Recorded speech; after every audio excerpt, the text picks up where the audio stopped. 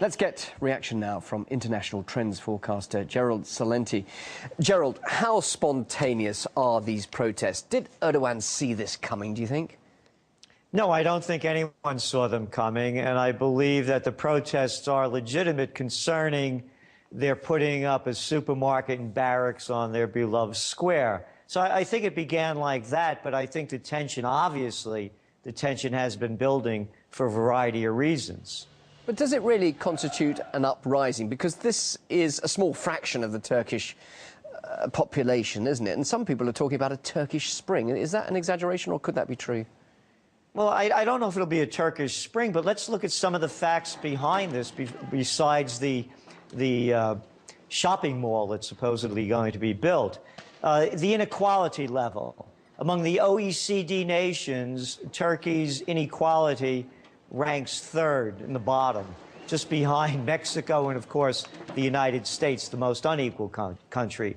Then there's the Syrian conflict that's going on. A lot of people are against Turkey's involvement in it, particularly as Turkey moves toward more of an Islamization, as we saw with the recent calls for restrictions on alcohol, but let alone that only 6% of the people in Turkey are perceived to drink alcohol.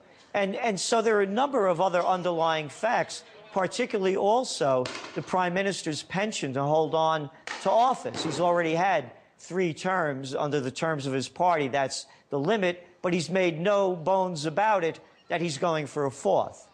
And, of course, there's certainly plenty of popularity for him. He's an elected Prime Minister. So the protesters' demands, then, in effect, are undemocratic, aren't they? Well, yes, but again, what they're saying is that they're having things forced down them without a say in matters. And by the way, this goes on in every country. I mean, you could talk about police brutality. You know, name your place. I remember what happened over here in the States, you know, at the G20 meetings in Pittsburgh, or the battle in Seattle, or what went on in Nottingham in the UK a few years ago. So the police brutality is nothing new, but I think there's more of an undergrowing current. For example, 20% of the Turkish population is the Alevi sect, and they're naming that new bridge after an Ottoman sultan that wiped out tens of thousands of them. So you can clearly see that the Prime Minister is making his own enemies. And what about the aspect of the military then, Gerald? Because they've been very quiet in this, and could there be a chance the military could move in if they feel that he's getting out of control, losing control? Well, absolutely. And that, by the way, is also a remarkable new twist in Turkish politics, is that this is between the government and the people, not the government and the military. And remember, again, the people that are rebelling against this, these are very middle-class secular.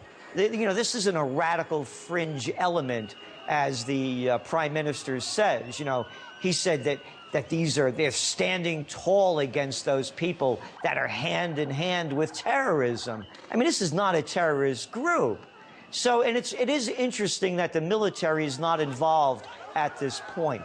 And again, the economy, you know, that's really a key issue over here. You know, after the Prime Minister's uncompromising speech today, you saw the Turkish stock exchange fall some 8%, and its GDP is plummeting from last year's. So there are a lot of underlying causes behind this. But this couldn't really happen at the worst time in the region, could it? Could there be any regional implications on what's happening with Turkey's domestic situation?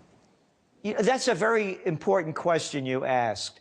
You know, there's this tendency to so-called wag the dog, where other events overshadow the domestic events, and that event may be right next door with Syria.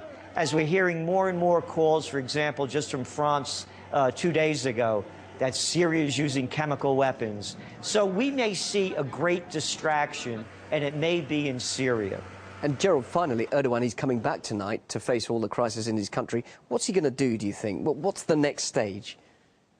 I think you're going to see a crackdown on the demonstrators. He's already made it clear that there won't be any compromising, that the so-called shopping mall and the barracks are going up, and that he still regards these people as terrorists. So I think you're going to see a hard line. Gerald, really interesting to hear your point of view on this. Thank you very much indeed. International trends forecaster Gerald Celente live here on RT. Thanks a lot. Thank you.